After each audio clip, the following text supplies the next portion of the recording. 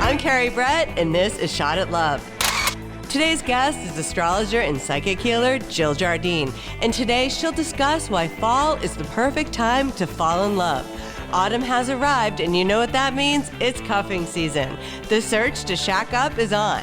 Many are looking for a new love interest to stay warm during these colder months. The fall equinox is an incredible time to take things to the next level if you're single. And cuffing season is when singles are more inclined to settle into a serious relationship. When we come back, Jill will let us know how the planets will affect our love forecast for autumn of 2022 and what to expect as we kick off cuffing season. You won't want to miss it, so stay tuned.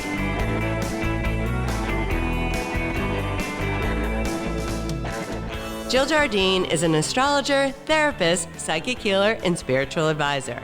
She's also a former radio personality on WATD 95.9 and the host of the podcast Cosmic Scene with Jill Jardine. She's also a Reverend in Sanskrit Mantra, and chanting mantras can shift outcomes and is an invaluable tool. For over 30 years, she's helped thousands of people find power and confidence within themselves and help with important decisions. Astrology and dating have always gone hand in hand because you can use astrology to predict the unknown. Jill is back by popular demand, and today she will help us put our dating life into perspective and predict what's coming down the pike. It is my honor to welcome Jill Jardine back to Shot at Love today. Hi, Jill. Hi, Kerry. Thank you. It's an honor to be back on Shot at Love, talking about cuffing season and the upcoming astrology. I love it. Tell us a little bit about your career and how you help your clients and what you're seeing collectively this fall.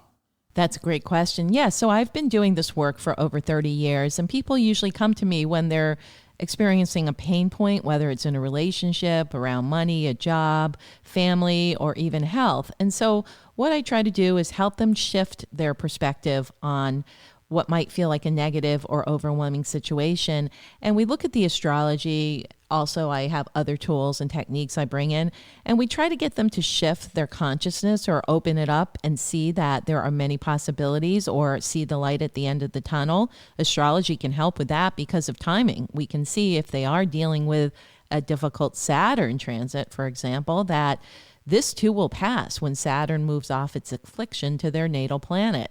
And if they're undergoing something called the Pluto transit, Pluto is the lord of death and rebirth and transformation, then they need to look at psychologically what it is that it's stirring up for them and what is the lesson or what is the psychological piece that is asking for healing.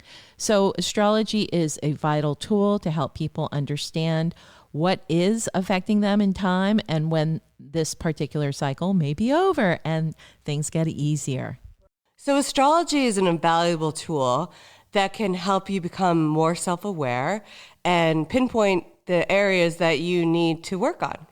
Right. I mean, in my practice, it helps. I have a background in counseling psychology. I don't advise people who don't have a background in psychology to start delving into that. That creates problems. But in astrology in general is a transformational tool. And when you start working with reading people's charts, you can help people so much that I've heard from clients over the years that, Jill, in one reading, you brought up more information and helped me process more than 10 years of therapy. So it is an invaluable tool. And one of the big advocates of astrology in history was Carl Jung, the famous psychologist of the 20th century. He thought that astrology was an invaluable tool to help with people understanding their own psyche and their own self and ultimately their own soul. Well, I use astrology in my photography, and I can tell you for all the work that we've done together, you've helped me more than any therapist has ever helped. Oh my gosh, thank you, Kerry. So today's topic is cuffing season, and it's psychological, biological, and scientific. And the data shows that when the temperature drops and the days become darker, people are looking to get locked down. And usually from September to March, singles are more inclined to settle down. They're looking for a serious relationship. Last September, you came on the show to talk about cuffing season. What makes this fall different than last year? Well, astrologically, let's just define fall for the listeners. Fall starts in September, and this year it started September 22nd, 2022, and goes until December 21st. So it's the fall equinox. And so those 3 months here in the Northern Hemisphere, we do see the radical change in weather going out of summer, Indian summer, and into the fall.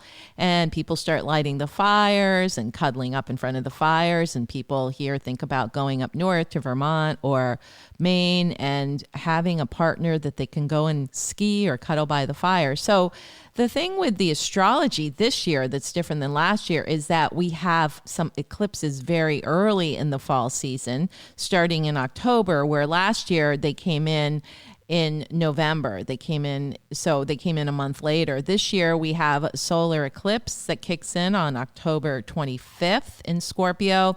And then we have the lunar eclipse full moon on November 8th with the sun in Scorpio, moon in Taurus. So we have 2 Scorpio Taurus activations. And if somebody is listening and they're a Scorpio or a Taurus, hang on. You're definitely going to get triggered by some of this energy for better or for worse. I mean, there are opportunities that come in the aftermath of eclipses, but generally throughout history and time, they're considered malefic, or that the other shoe is going to drop a few weeks or months after an eclipse. I mean, generally, this is not the first Scorpio Taurus. We had 2 Scorpio Taurus eclipses in the spring of 2022. April 30th was a new moon solar eclipse in the sign Taurus, and then the companion full moon lunar eclipse with the sun in Taurus, moon in Scorpio happened on May 16th. So that we're kind of following up with what was playing out then. So think back what was going on in the spring here in the Northern Hemisphere. But basically, in a nutshell, what's Scorpio and Taurus about? It's about your money, honey. So people are going to be thinking of economics, finances, but guess what? Scorpio is the sign of sex. So interestingly enough, we're also going to have not only the eclipses in Scorpio, which is during the sun transiting Scorpio this year from the 23rd of October through the 23rd of November, but we also have Venus, the planet of love, traveling through sexy Scorpio, slinking and sliding through Scorpio. You said there's going to be this Scorpio energy, and so the focus will be sex, love, and money. But the Scorpio energy is going to push things forward too. So when I was talking to you about this episode, I said the energy has been really kind of depressive lately. I've been getting so many messages from people on dating apps that the dating apps don't work and how frustrated people are and how they're ready to throw in the towel. But you said that this Scorpio energy can really push things forward for us this fall. Can you talk about that? Okay, so a lot of things are going to be going down. So with existing relationships, Venus in Scorpio is the detective seeking out the truth. So some relationships that are existing may be tested. Affairs and clandestine love activities can be revealed. The conjunction of Venus with the sun and moon in Scorpio on October 25th, this new moon solar eclipse in Scorpio, could also be the death knell for relations that need to be dissolved or no longer serve, or they've lost that loving feeling. So the positive of this is that people are in a place where they're more likely to release something that's not working instead of hanging on and trying to bring it through another season. So that's good for people who are looking for love, because my prediction is, and it's already been happening through the summer and into the fall here in the Northern Hemisphere, people are ending relationships, and people who have been in loveless marriages, they're ending. People who have stayed in a relationship for financial reasons or because of fear of not finding someone else, they've had it. They've started releasing these relationships as early as the other eclipses back in May of 2022. So we have a lot of people coming on the market, which is good news, and a lot of people that are actually have been alone while in relationships. So they are ripe and ready. It seems like there has been a sort of a phase since COVID where people have overstayed in relationship due to fear of financial issues, or that, oh, I can't find anybody online. It's just the dregs of who's out there, and a lot of misconceptions about, first of all, online, and about dating in general. And I'm talking, this covers all ages. I have clients from their 20s to their 70s who are looking for a relationship. And I'll tell you, some of the older ones tend to be very lucky in love when they get to a certain point. And they're like, yeah, I've been a widow for 10 years and now I'm ready. And turns out that a new guy moved next door and he's around my age and he's been widowed and we hooked up. And so then couples happen. And I want to address this later in the podcast, how our powers of attraction can bring someone to us, whether it is online or in person, which I'm seeing a reawakening of people understanding that you can attract somebody into your day-to-day life. There's a lot of eligible guys hanging out in the Walgreens parking lot, for example, around where I live. If people can shift their mind and their consciousness and realize that when they're ready, ask and it will be delivered, so to speak. Right, like speak it into existence. Recently, I got a text from a friend who listens to the show, and she said, I've had it with online, blah, blah, blah. I'm really at the end of my rope. And I said, this is when the breakthrough happens. It is in that moment where you just can't take anymore, that something shifts, and it's up to you to shift that energy, to propel that energy forward.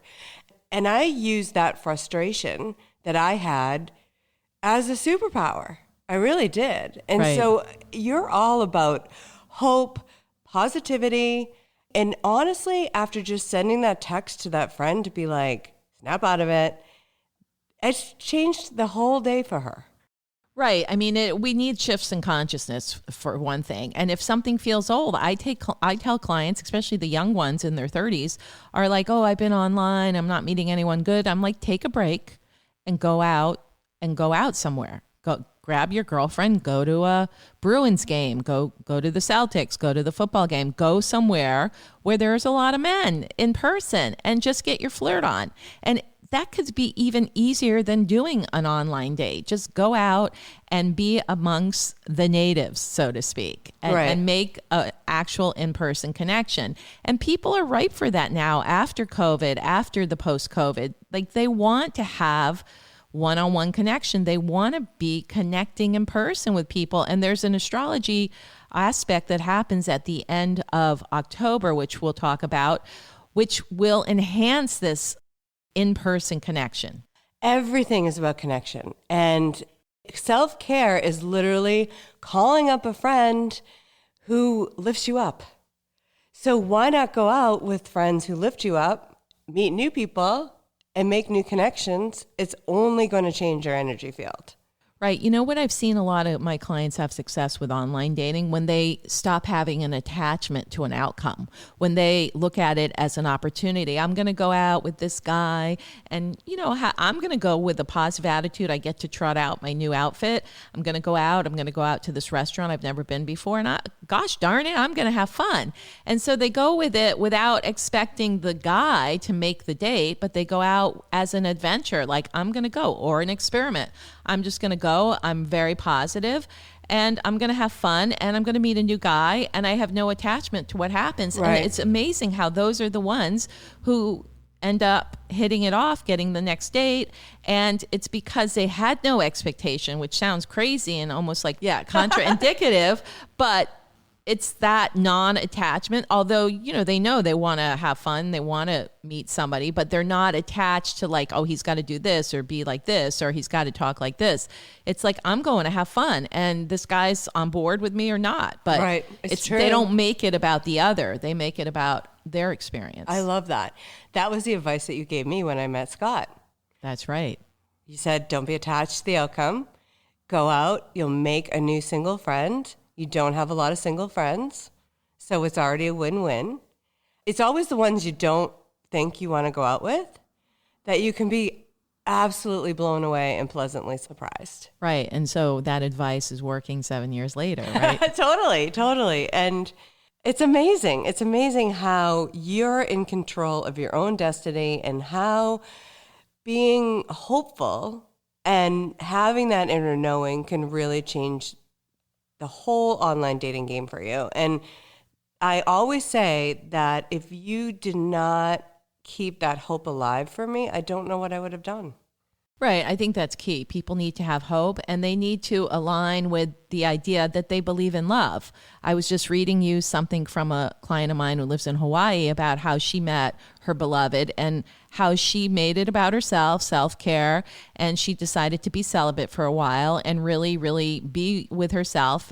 And then she was like, I really want love and I believe that love will find me, and I have no preconception of how that looks like. I just know that I'm going to feel that vibration of love and uplifted, and we're going to have a great connection. And lo and behold, she met a man and they got married, and she's been living happily ever after. But she's also very realistic because she's like, we know what our flaws are. We know what our idiosyncrasies are.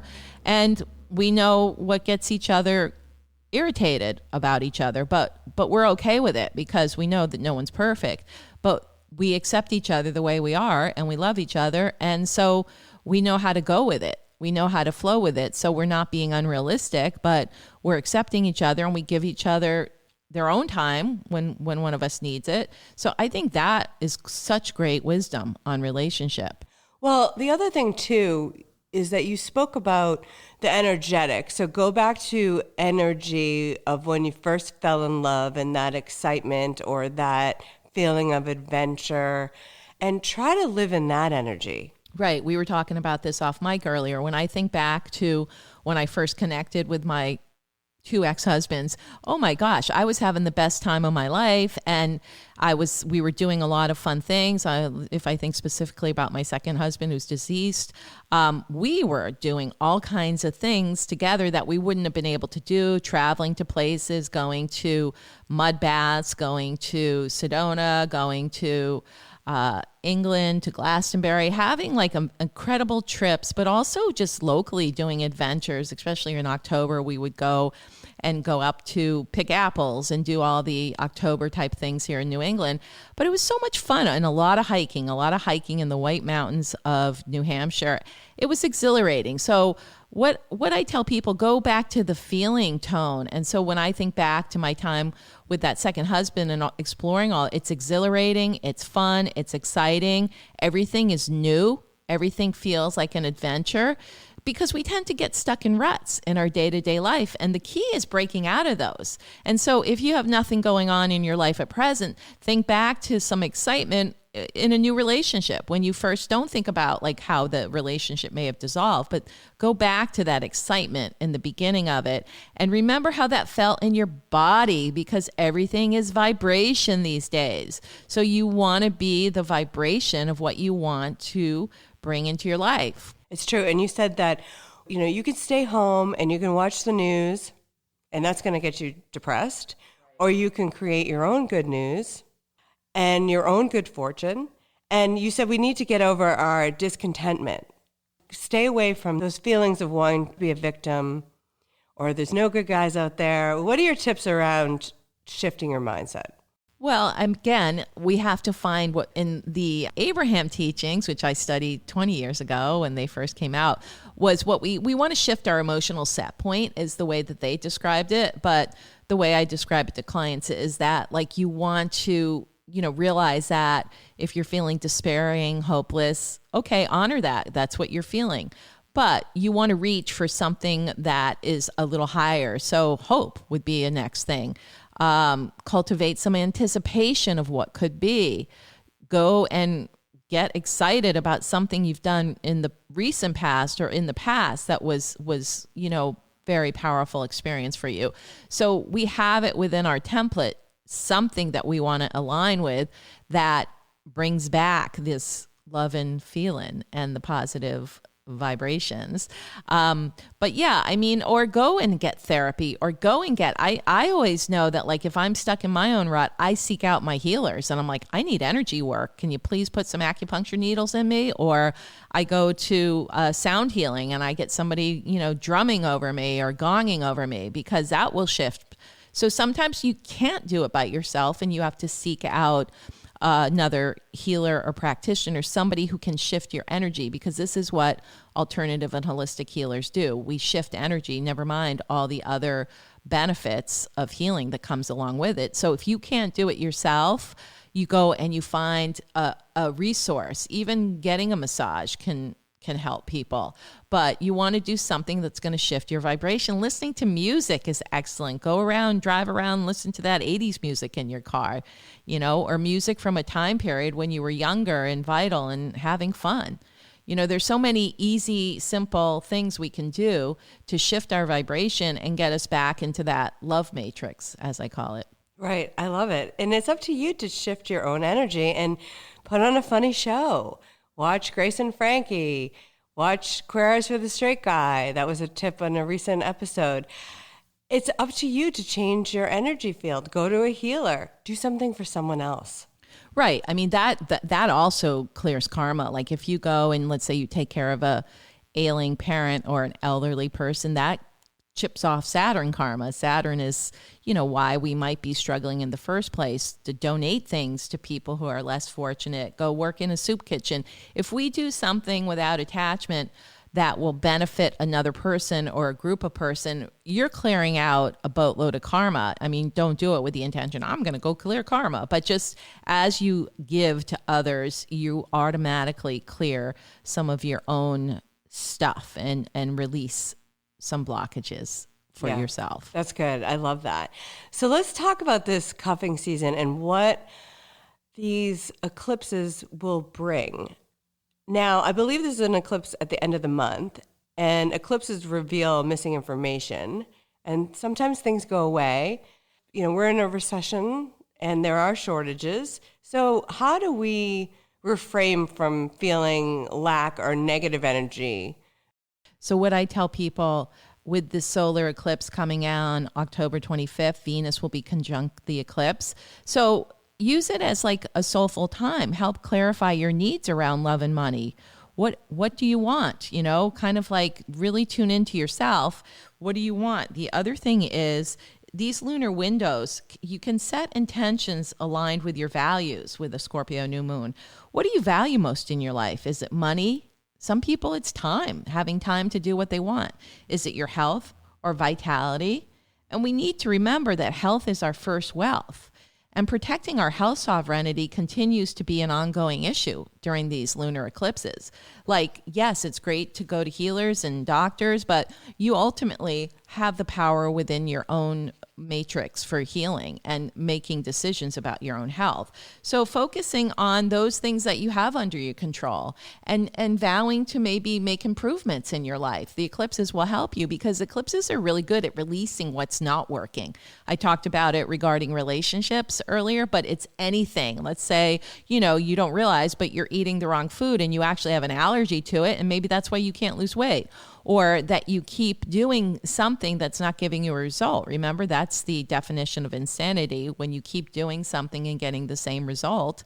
So it's a really good time. Eclipses are a good time to break out of patterns and habits. So I'd look at all that and look at like, what is it that I want to let go of? What do I want to release? And then there's the collective money stress, because we are in recession and we are in inflationary times. And that's the reality of what's happening out there, and at least in the third dimensional matrix. But the point is that, again, I always tell clients of mine, I'm like, now, how are you suffering right now? You're getting food on your table? You're able to drive your car? Like, I tell people to not forecast out that, I'm not going to be able to afford gas. I'm not going to be able to afford paying my rent. But be in the now with it. It's like you're paying your rent. Everything is continuing in your life. You're going to your job. You're doing this. Like, nothing has changed. So don't go into a cycle down, a spiral down, and think that like this is going to go away, because it's easier to keep something going than it is to lose it or create something new. So that's why we actually get stuck sometimes, because we keep doing the same thing.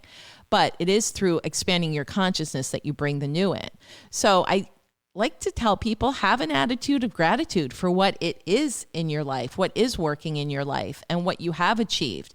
If we look back and see like where you've come from and where you are, you can have gratitude for that. So many people are so future forecasting in our world. They want to like project themselves out. Well, that takes you out of the now, that takes you out of the present moment. And that's a mind game. And that's it's like can be a mind fuck too. So try to stay in the present moment and realize that you will continue the goodness of the present moment as you go forward instead of projecting out. This is what creates fear for people. They project out like worst case scenario. And of course, the media wants you to feel that it is coming. So that's where you have to kind of be discerning and discriminating where you put your time and energy, because time is a very valuable resource, as is your personal energy.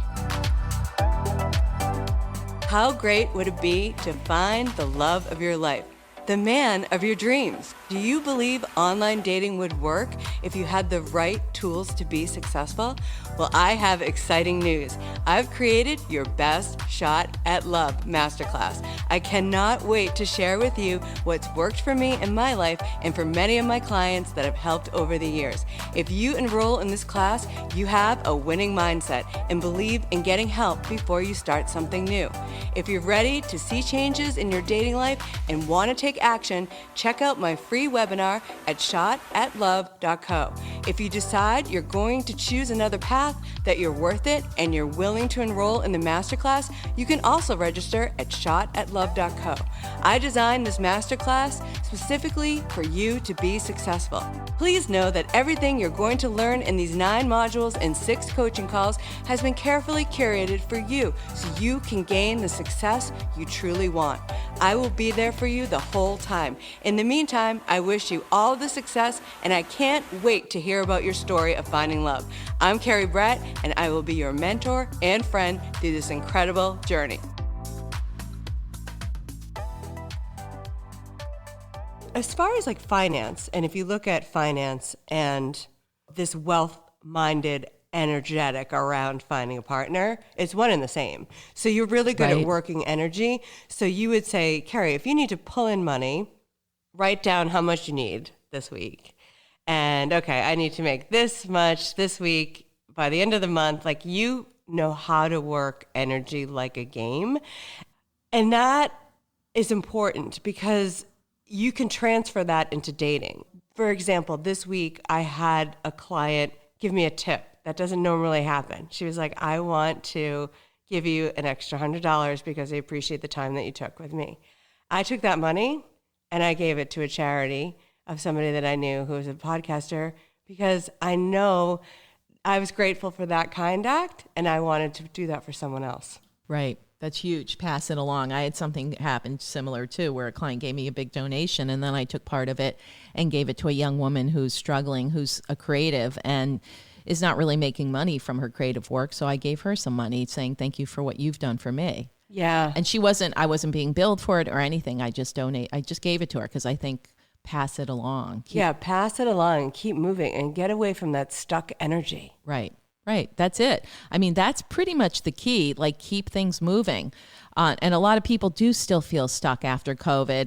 And a lot of people are fearing going into the colder weather and being alone. But it's like, don't fear that. That's not don't do something to shift the energy and do something to move the energy and release the blocking. And giving a donation is huge. I mean, that's a very simple thing that you can do.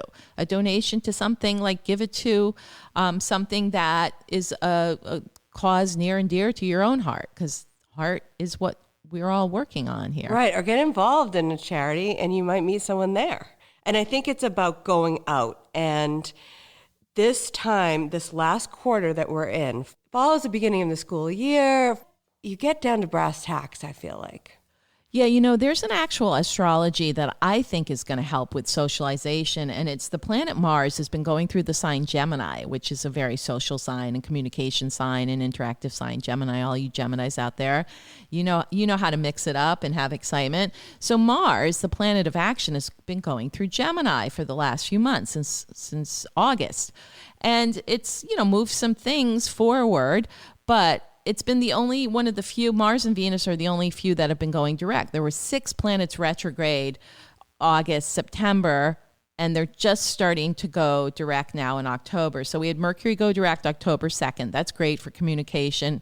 We had Pluto go direct on October 8th, which is good for transformation. Saturn goes direct also in October on the 23rd. And then we'll only have 3 of the outer planets retrograde still, Neptune, Uranus, and Jupiter. But Mars, who's been going direct all this time, will go retrograde. And I just think Mars retrograde in Gemini is going to give people missed opportunities, a chance to go, oh, you were so busy you didn't get to do anything in August or September. Well, in October now, late October until March, it's still in Gemini. It's retrograde until January. So from October 30th to January 22nd, it's retrograde, and then it's still in Gemini. So if you've had missed opportunities to connect with people, even, old friends, this is a great time to do it and catch up. And I think that Mars, which is also the significator for males, that men you haven't seen in a while will start coming out of the woodwork.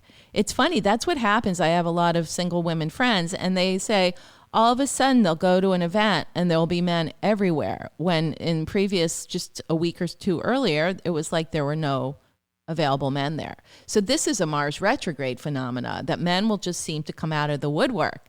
So that's exciting, but you got to go out there and meet them. I feel like this is more in person, like interaction in person. That's Gemini. But even the online, there might be a lot of men who start showing up on these dating apps who were busy getting their new fall work schedule underway.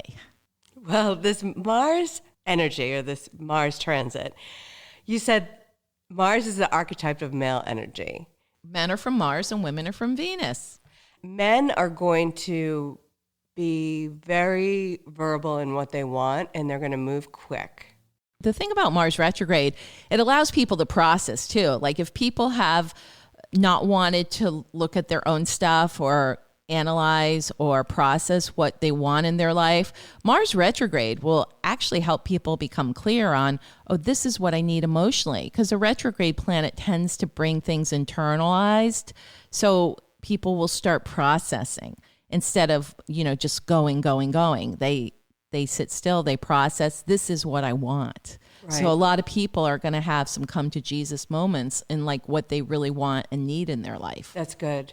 You can't talk a man into liking you, and they know what they want, but they're not going to draw things out this season. Right. Well, that's the beauty, too, of Mars retrograde.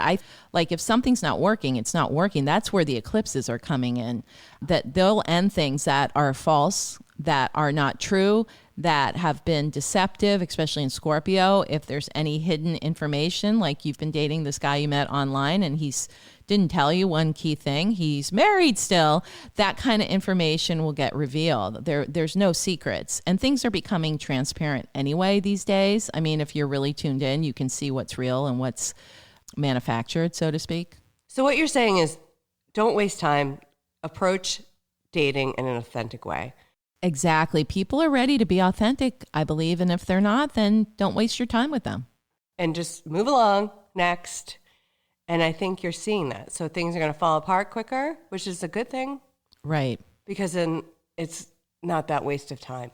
The beauty about Scorpio and these eclipses being in Scorpio is that Scorpio wants to get to the core. Scorpio is about depth. So we're not going to have that superficiality that has been in society for so long. I mean, people, because of the suffering from COVID and some of the other situations for the last 2.5 years, 3 years, economy, I mean, people just don't want to deal with BS anymore. They want the truth. They want people to be authentic. They just don't have the time or energy to play around. It's like, be real, be authentic. Are you in? Are you out? Let's do this, or this isn't going to work. Bye-bye. I agree. So Mercury just went direct. How is that going to play in as far as the planets?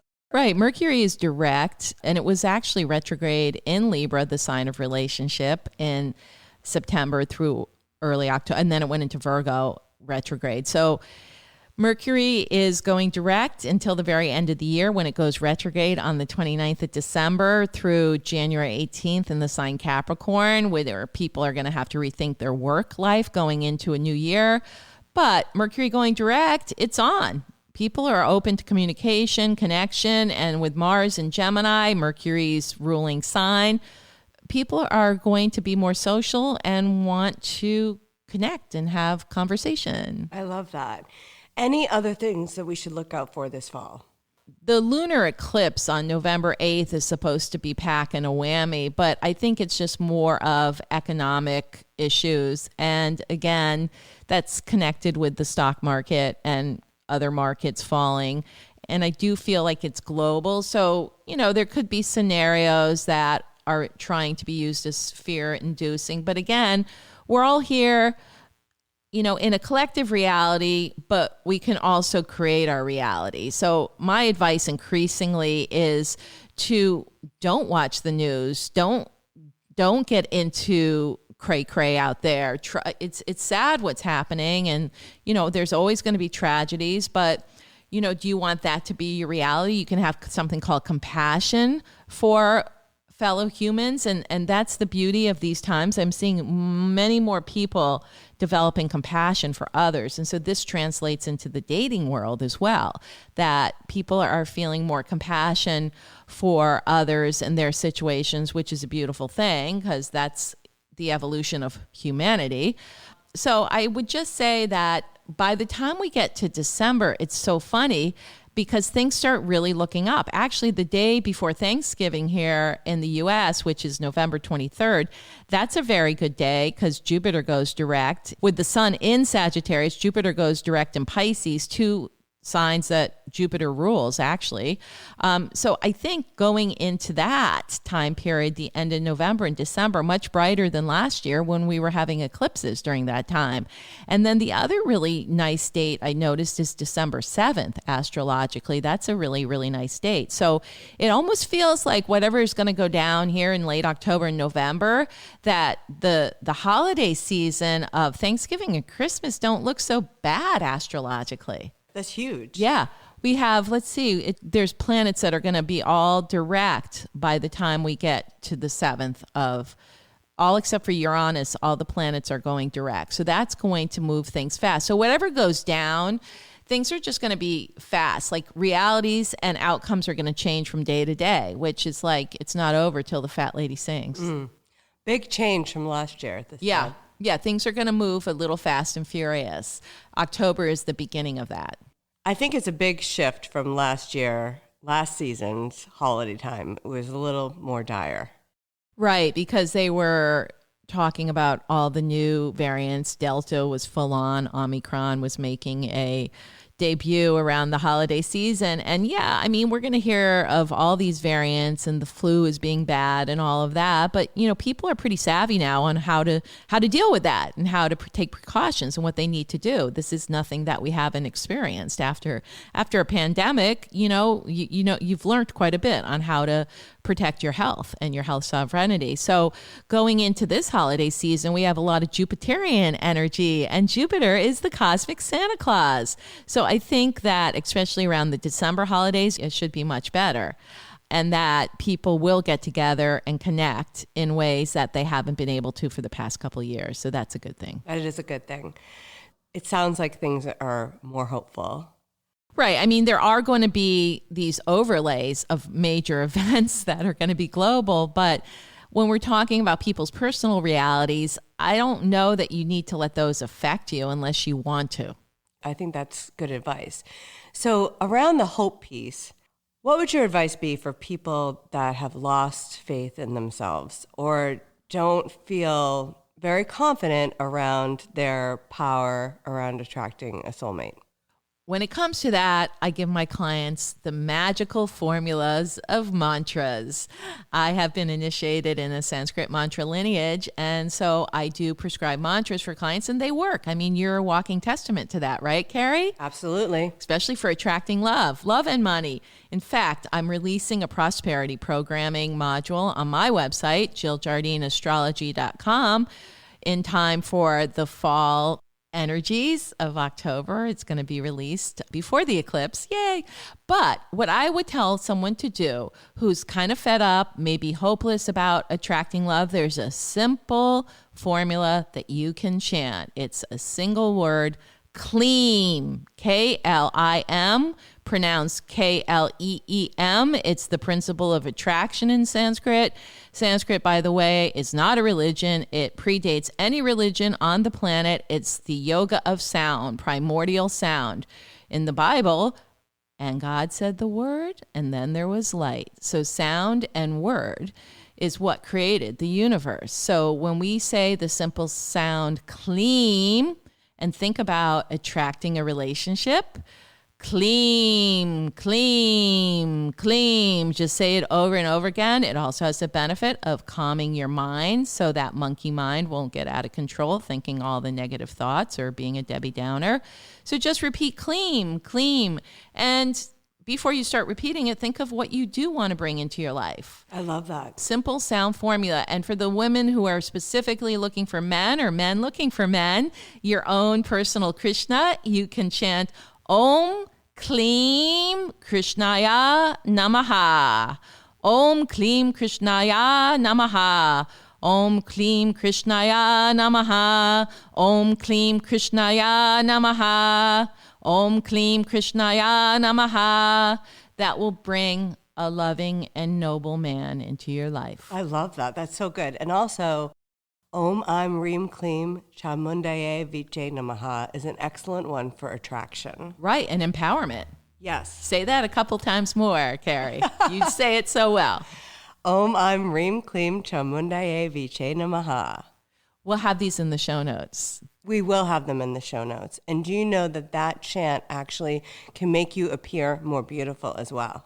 Right. Chamundi is the goddess in the Vedic teaching. She is the loving and protective goddess, a form of Durga, Chamundi. Om Aim Reem Kleem Chamundaye Viche Namaha. So look for that in the show notes. Absolutely. And if you want a little bit more confidence or a little bit more of a kick in your step before your date, definitely do that 108 times. And also on Cosmic Scene with Jill Jardine, I have 15 episodes on Sanskrit Mantras, so go check it out for love, money, health, enlightenment, and more. I love it. So where can people find out more about you, Jill? They can go on my website, www.jilljardineastrology.com. Listen to Cosmic Scene with Jill Jardine on every major podcast platform.